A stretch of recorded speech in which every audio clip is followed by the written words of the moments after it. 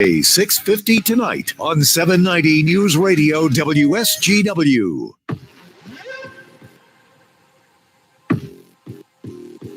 Good morning. This is Kareem Bowen once again, and I'm sitting in for Art Lewis on the Art Lewis Show. I am sitting here today with Christian Velasquez, Republican for 35th Senate seat here in Michigan. Chris, I want to make sure that we get back to something. You were talking about your 3E approach. And I think the first one was the economy. It's the economy, stupid. The second one was education. And you began to talk a little bit in that space of education about all of the jobs that are available, that are out there, that are going unfilled in areas such as STEM and skilled trades. Let's pick up there again.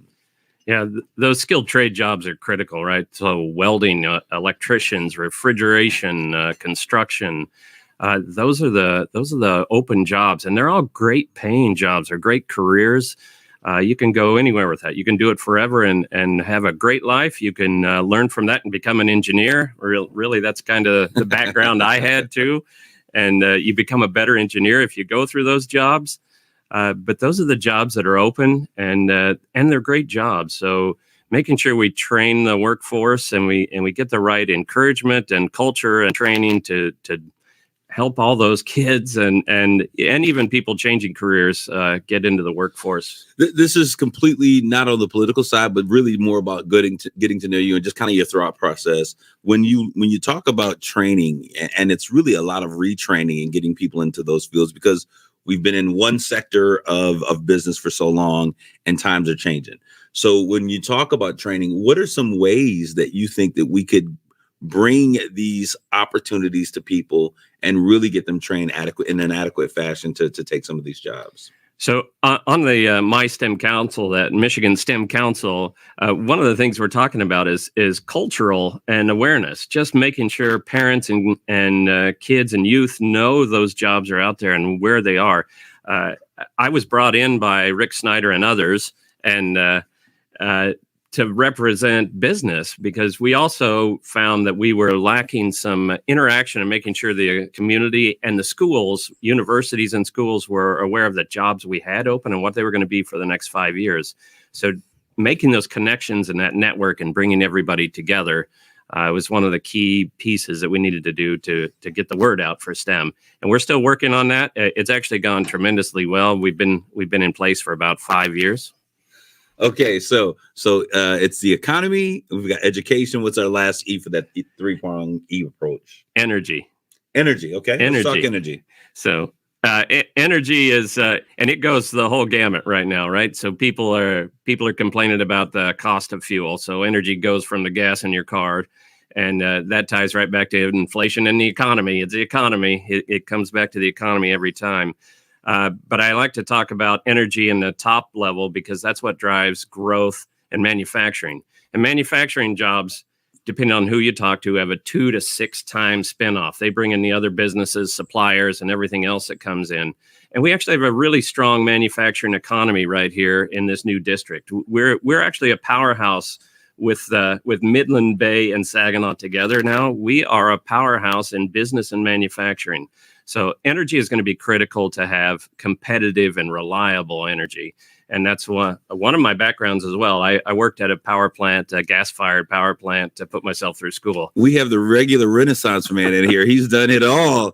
Okay, so when we talk about energy, and we kind of talked a little bit about energy, and not so much directly, but do we have the capabilities? And we've heard this discussed over and over again here in Michigan to really be sustainable as it relates to energy in whatever form that might look like. We have the capabilities, and we need to head in that direction. A lot of people talk about sustainability as wind and solar.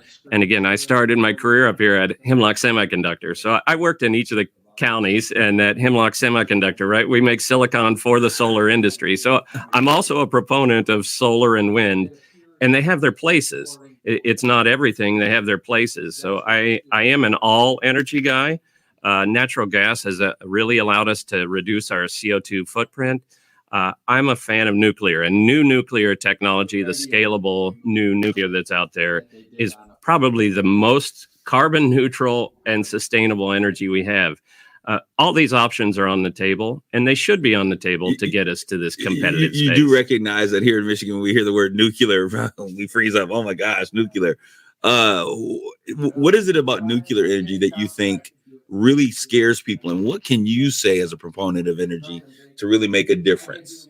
So I think people are scared of nuclear for the chemical and chemistry reaction that goes on, but it really has. We think Chernobyl. We think Chernobyl. Chernobyl, yeah.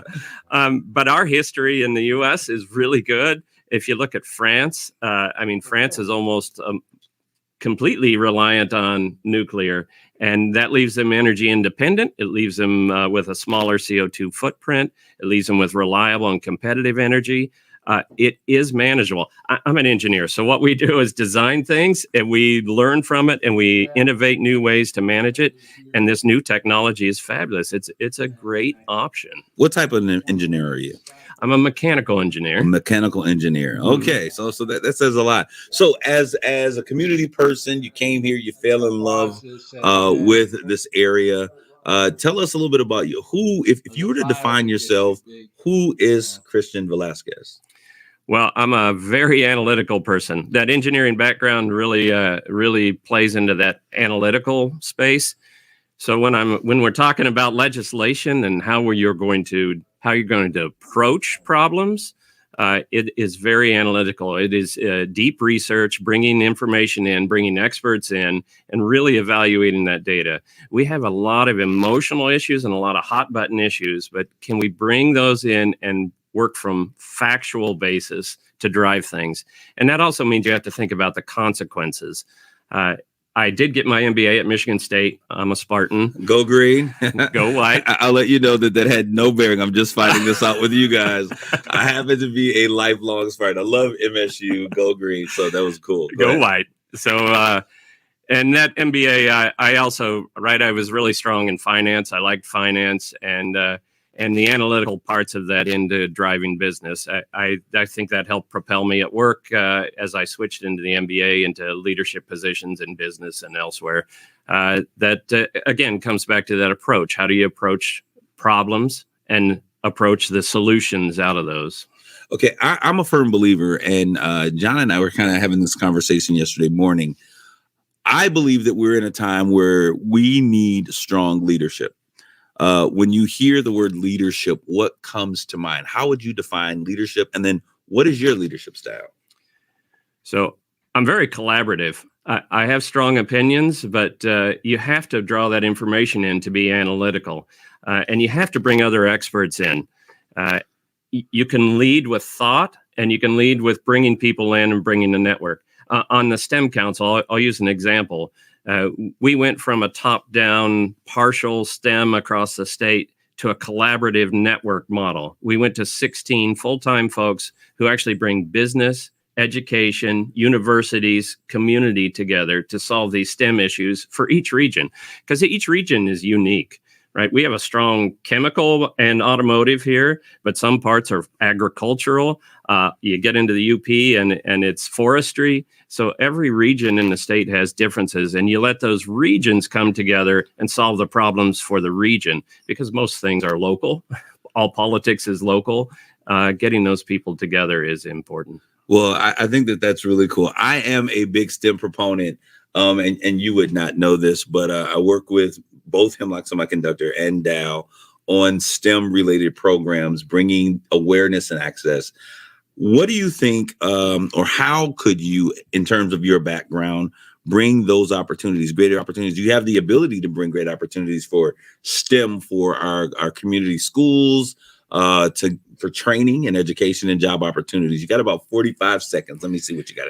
So that's what we are doing. We're bringing outside, right? There's a lot of nonprofits and others doing great things. First Robotics, the math in the mail that we talked about earlier in the region. There are a lot of outside entities that can bring STEM to our schools and our kids.